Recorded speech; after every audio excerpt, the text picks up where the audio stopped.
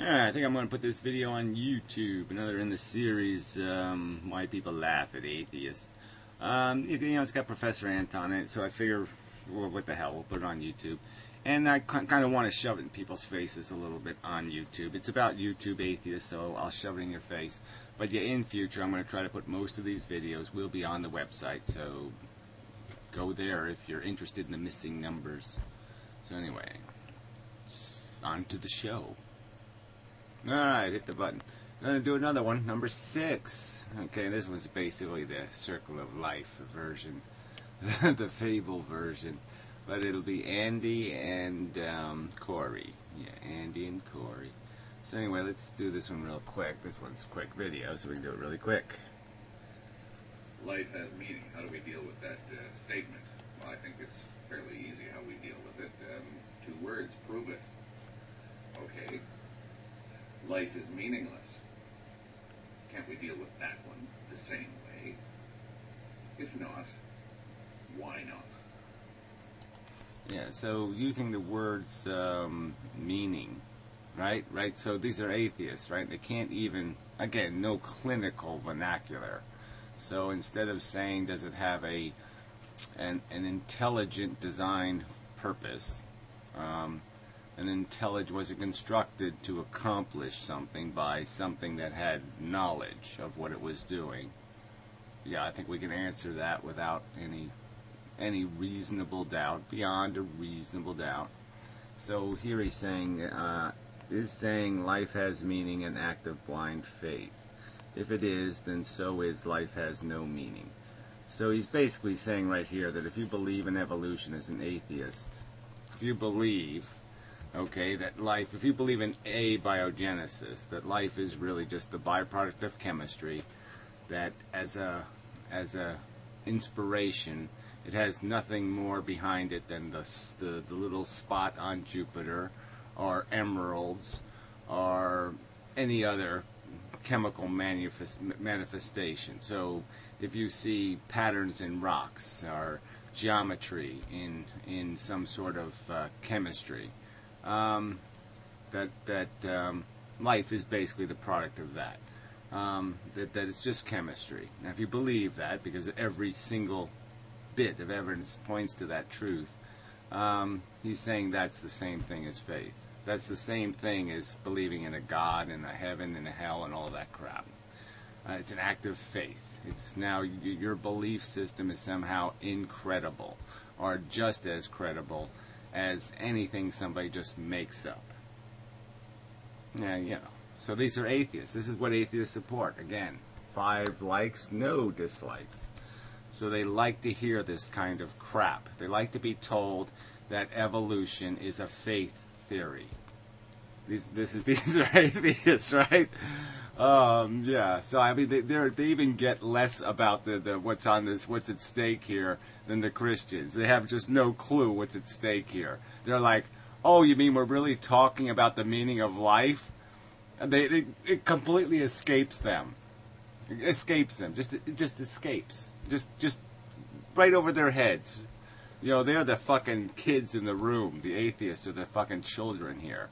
The theists at least understand that there's something at stake here, that there is something happening here, that this isn't a nothing, this is a something. Oh, amazing. Yeah, I mean, really, just frickin' amazing. And, conference report.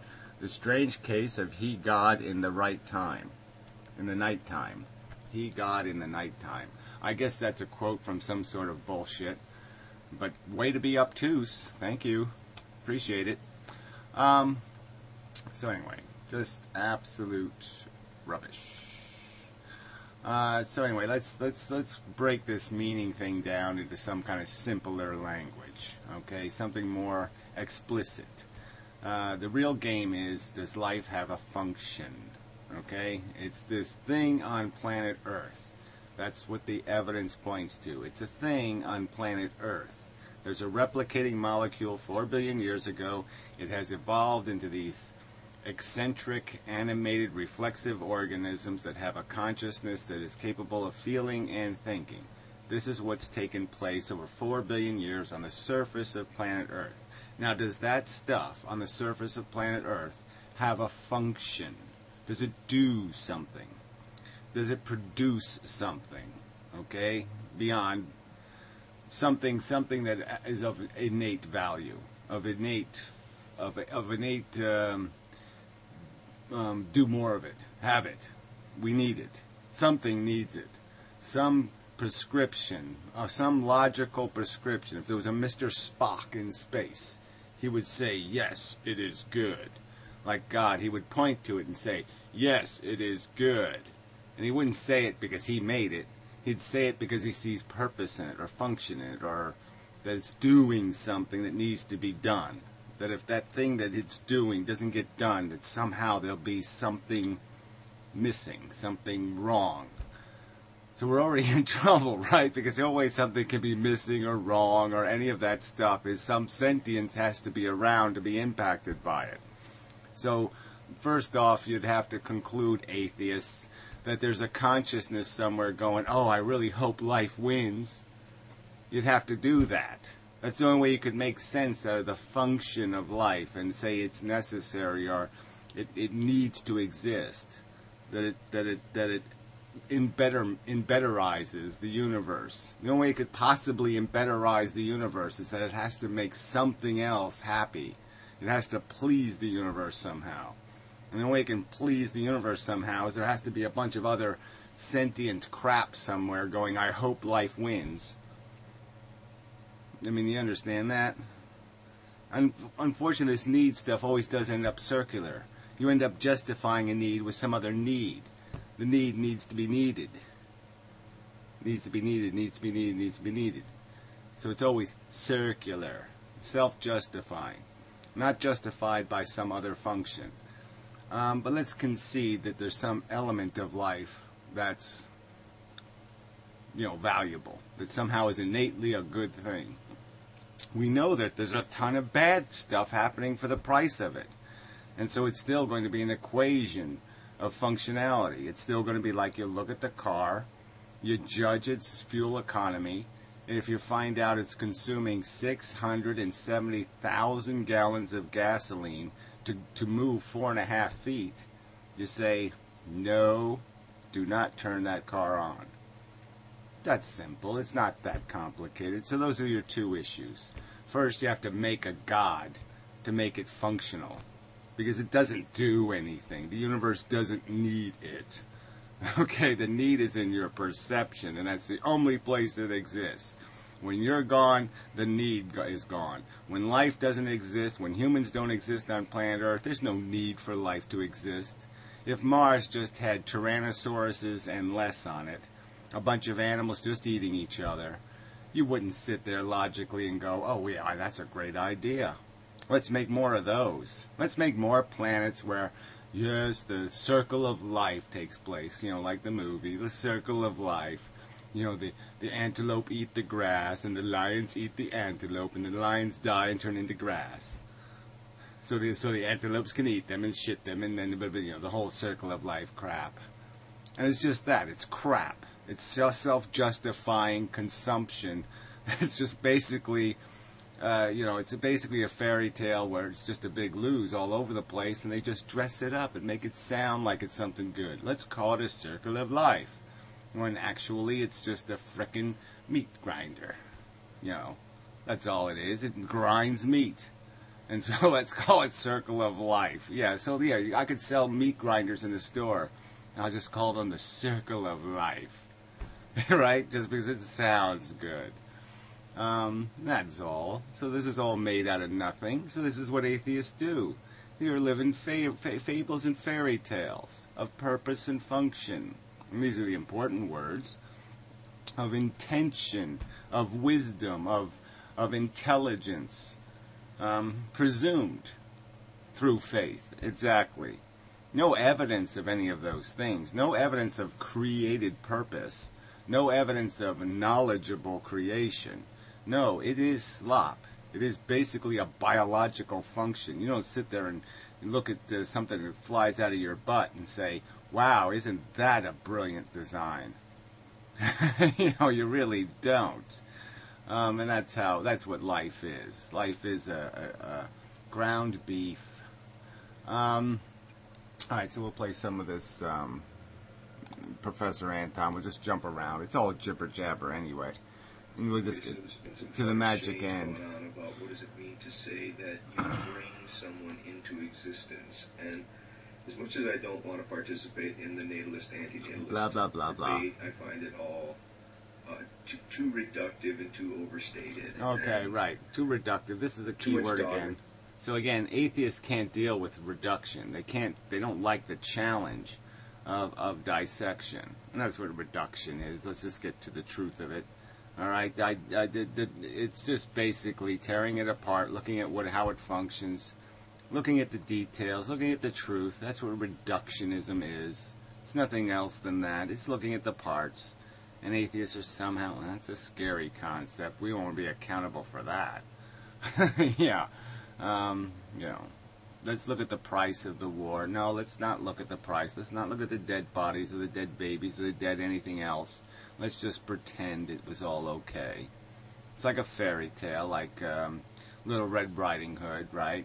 And so the true story is, Little Red Riding Hood, the wolf eats grandma, right? That's the real story. Huntsman kills wolf, and then Huntsman dies of cancer. And Little Red Riding Hood gets herpes and dies. I mean, there's no happily ever after anywhere. There's no good story here. There's just circle of life, grind, grind, grind, grind, grind. All right, let's jump ahead a little bit. What the status is or what the state is of that which we're going to call prior to existence. Yeah, well, no one's doing that. Again, that was a completely a contrivance of you atheists, okay, where you decided that we somehow had to account for the transition between I'm willfully going to have babies. I know how babies happen. I'm going to let the man put the penis in my vagina. The jizz will be shot out. I will get pregnant. I will have baby. People do it that way, okay? They don't do some bullshit where somebody sits behind a gate somewhere and waits to come into existence, okay? They deliberately have a baby, and when the baby gets here, okay, when it pops out, after a while, it will say one day, holy shit, I'm conscious. It'll just fall on them. They will realize they are conscious. It'll be one of the functions that happens in their brain. A function that turns on and off all the time in your life. You fall down on the ice and you're unconscious for 10 minutes. You go to sleep every night and you're unconscious for a while. Sometimes you're dreaming, but sometimes you're not. Really not that complicated. But you're the ones who have to contrive some prisoner of war camp that everybody sits in before they come into existence. Well, that's your bullshit. That's another faith theory. That's just a contrivance of your fairy tales. That's just like your happily ever after. Well, just like happily ever after, the purgatory of non-existence doesn't exist. I think one of the ways Jumping ahead. way of self-consciousness. And so to that extent, again, it seems sort of odd to say that a person, even two people by an act of sex, brings consciousness or brings sentience into the world. No, there's a whole host of other factors that are completely beyond a person or even two people's control. Oh, so again, so this is what atheists do to simple biology. It's simple biology, okay? You do mix it. You mix the ingredients, and once you mix them, you're going to have the reaction. We know how nuclear power plants work. We know somehow you can understand chemistry and its basic function and all these other aspects of life, and yet when it comes to reproduction, it's all of a sudden magical and mysterious, and we can't figure it out. No, we can figure it out. You can figure it out when you go to the store and buy a dog, or go to the shelter and buy a dog. The dog didn't come from nowhere. It didn't just poof. Came from a process, maybe a farm where they deliberately, bred the dogs and forced the babies to basically pop out. That was the whole industry they're in. They certainly understand how it works. Okay, you put the two dogs together, humpity bumpity, and all of a sudden you got 5 puppies. They know how it works. It's not complicated. It's an act of volition. I want to have more of these puppy things. I will make more puppy things. It's an act of a person's volition. It's not complicated. It's not magic. It's not rainbows. It's not a story. It's biology. Oh, man. somehow find meaning where there really isn't any. And the people who can really see the truth feel the moral weight of the fact that sentience is an imposition of suffering, that it's a morally unjustified act, and the only moral response is basically to not have children. Well, it's a simple equation, all right? You can take risk. There's risk here, okay, of good and bad outcome. And the point is there some purpose in taking the risk? Is there some reason? Is there some fire we're going to put out? Does life do something in the universe besides satisfy human delusions?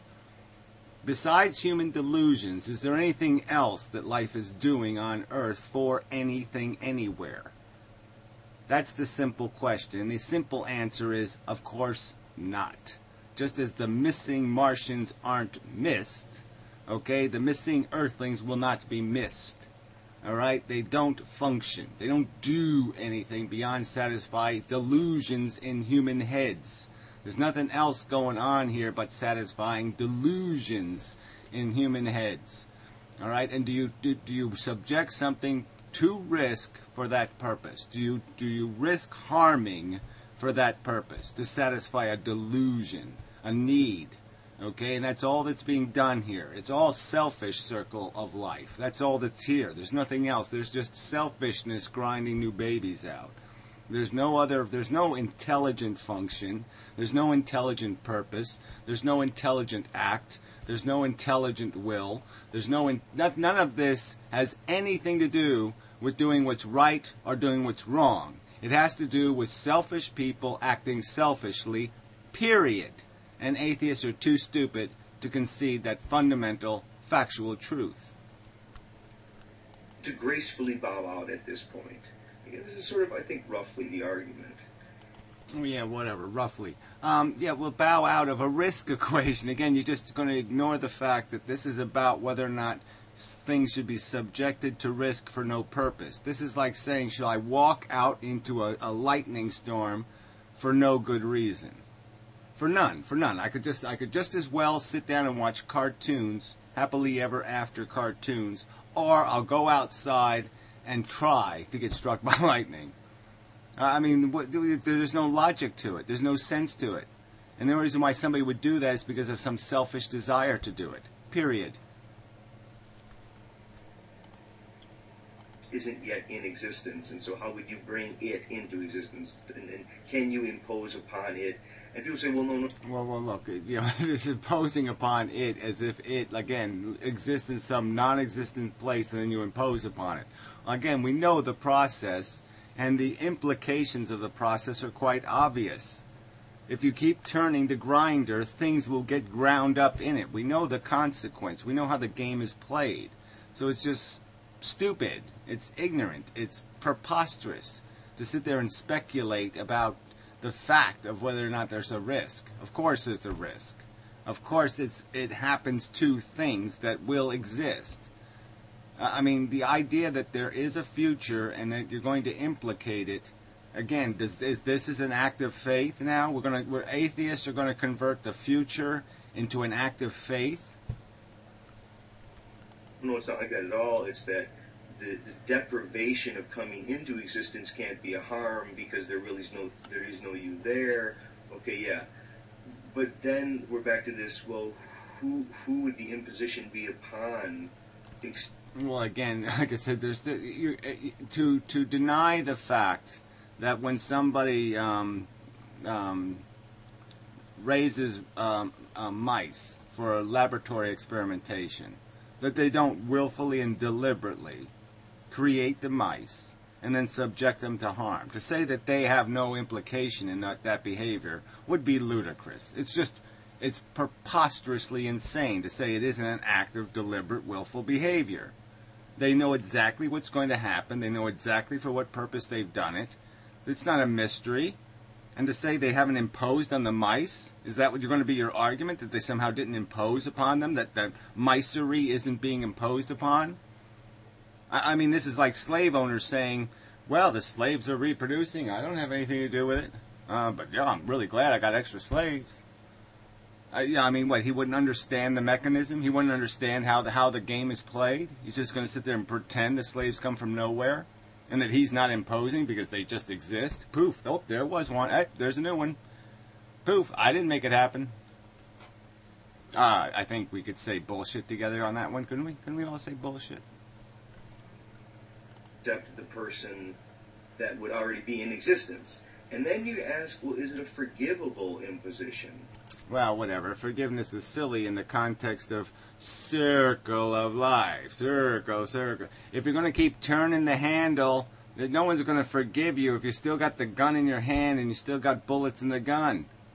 Okay, you got to at least put the gun down. Ooh, metaphor. You got to put the gun down. Okay, or you're not going to get forgiven. That's just bullshit. You're not sorry. How the fuck could you possibly forgive somebody who isn't fucking apologizing? I mean, that would be fucking ludicrous, right? I'm going to kill your whole family. I forgive you. Is that going to save your family? No, because he intends on killing your family, you stupid fuck. I mean, god damn, that just doesn't make any sense at all. I forgive the imposition, so go ahead and do it to the next fucking sucker. No, thank you. That doesn't make any sense. That's like taking the glass of smallpox and passing it on to the little 6-year-old girl sitting next to you. I mean, what the fuck is that? That's something we should all get stoic about, the heroic guy who passed the cup of smallpox on to the 6-year-old? I don't think so. I've said yes, I think it is. It depends upon how you've been parented and your situation, but I think many people do come to forgive the... Yeah, whatever. How you've been parented. So you're an adult and you're still worried about how you've been parented. You haven't thought, these are atheists again, they can't think past what mommy told them. Mommy told me silly stories and I'm going to just believe them my whole fucking life because I'm an atheist. So you still believe in Santa Claus and the Easter Rabbit and Snow White and all the 6 million other little pieces of propaganda shoved down your little stupid gob when you're a little stupid kid. And that's all you are. You can't think any brighter than that. That's as bright as your light bulb will ever get, what little mommy shoved into your frickin' moronic head. No, I don't think so, Professor.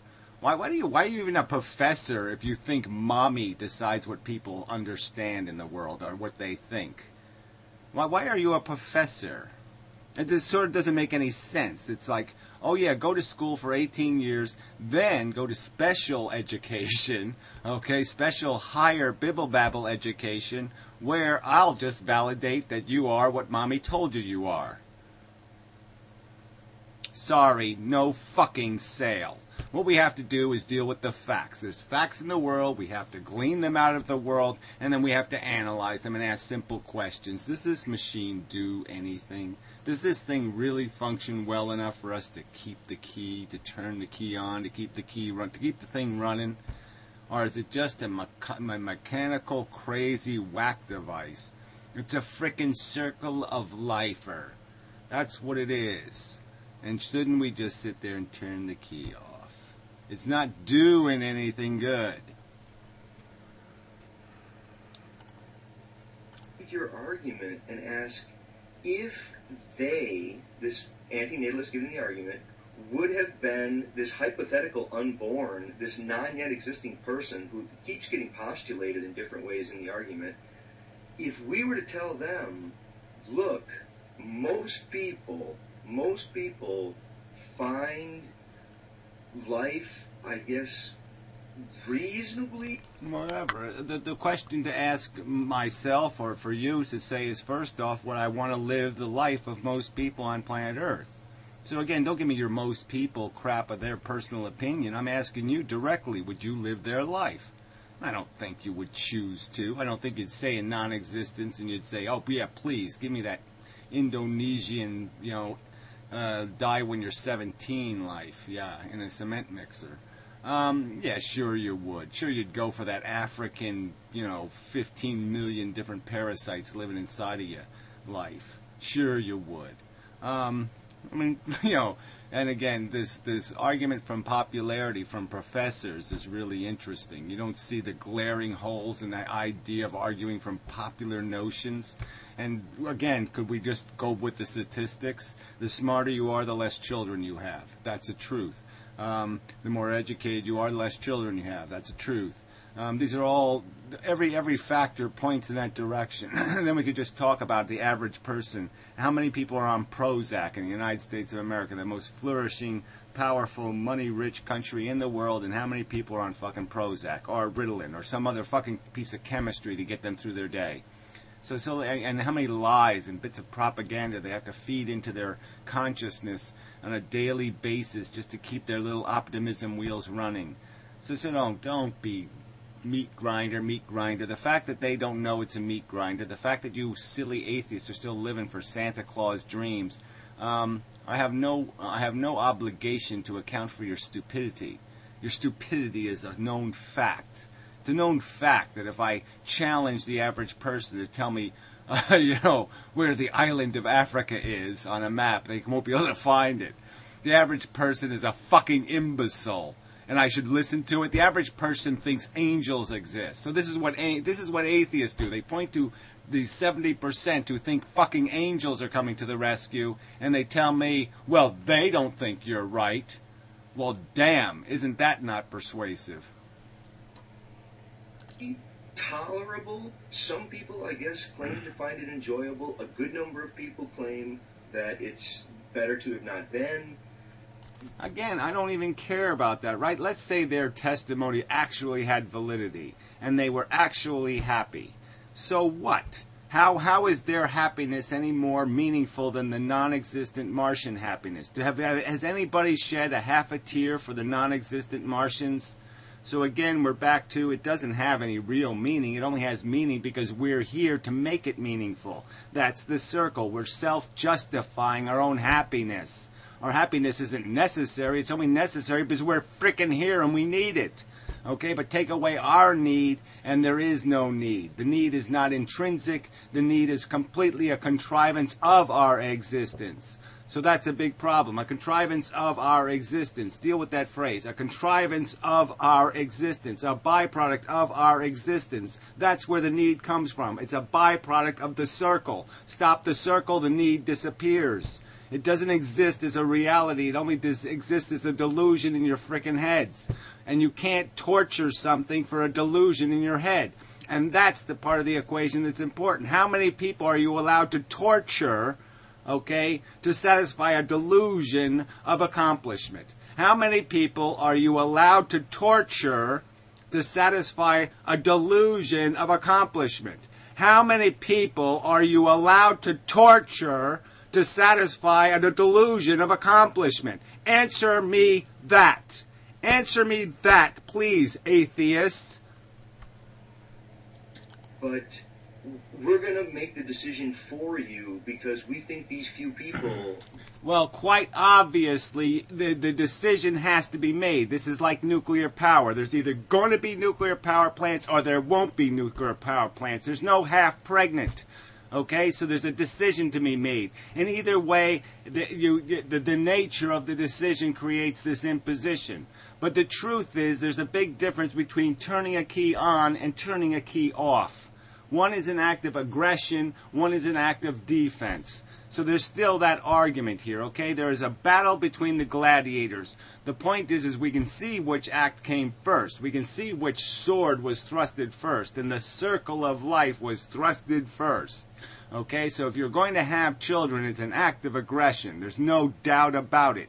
You're aggressively imposing. There's no doubt about that. And if somebody says no thank you or tries to stop your imposition, it's not the same kind of imposition, quite obviously. If you're defending against somebody else's sword, the shield can't be called an aggressive weapon. No, it's a weapon against the sword. I mean, there is a distinction in action here. Both are actions, but one is aggressive intrinsically. You will invest in my judgment. And the other one is, no, I don't want any investments at all. Thank you very much. Really had the truth. And, you're not going to get to... These would be the same people who'd be clamoring, going, I don't want other people to decide for me. Yeah, you could say that in every single argument. You could convert it into that kind of rubbish. Okay, that's just absolute nonsense. There is no purgatory somewhere where you sit and say, I'm clamoring to get out. So that part of the argument is nonsense. And prove it, I guess is what I would say. Prove some other part of my philosophy where I've said, go ahead, take risk. Risk is good. Prove it. Demonstrate it. Demonstrate that I would be one of those people. Or that these people are the same as those people who would do that. No. Okay, they wouldn't cheer on the acts of aggression. I think that's sort of the irony of it. No, that's a completely made-up pile of shit. Okay, there is no such irony. Okay, there's people who will do things and impose on others, and there's people who find that abhorrent. There's people who go with the fail-safe and people who go with the risk high. Okay? Yeah, there's people who gamble and people who don't gamble. I hate gambling. I've gambled. I've said, oh, this is for fucking morons. And then I've walked away and said, this is silly. And I was 7 years old. At 7 years old, I knew gambling was stupid. Right? That the person who would be the anti-analyst, who's so willing to dismiss others' view and appraisal of life. Yeah, it's so easy to dismiss. Again, you're the dismissers. You're the one saying everybody else thinks you're stupid. Everybody else doesn't believe what you believe. Everybody else believes in the angels. Why aren't you listening to the angel believers? They're right. That's what the atheists are saying. Listen to those people who believe in angels. They're right. That's your silly argument. Those would be the same people who, would they be, waiting entrance into existence, wouldn't want others to make that decision for them. Well, again, there's just no way. Like I said, you make the choice, right? The future would like you to make a decision that will prevent World War III. That's what the future would like you to do. You either will do it or you won't do it, right? I mean, the future depends on you making decisions. You creating the foundation to live on. And if you want to try to make some kind of silly argument that anti-natalists are basically not risk-averse consistently, well, I'd say prove it. Okay? But till then, it's just a slander. It's just anybody could say it. I'll just call you. You're the kind of people who would sit there and defend slavery. You'd do nothing. You'd sit back and contrive up some sort of circle of life bullshit to justify it. What's the point of making stupid arguments like that? So bravo. Another cheap shot. Okay, there's no purgatory where people are sitting around going, oh, I wish I existed. It doesn't exist, and you have no evidence that I'm one of the people who say, go ahead and do something risky for some delusion in your head. Sorry. Doesn't make any sense. I want to be protected against recklessness. I only want smart intelligence decisions to be made. Stupid ones I have no interest in justifying or defending. So show me where I've defended some stupid notion in the head, human activity, where I've defended anything else but thoughtful decision making. And most babies are produced through something quite opposite to thoughtful decision making. Provable fact. Thank you very much. Such.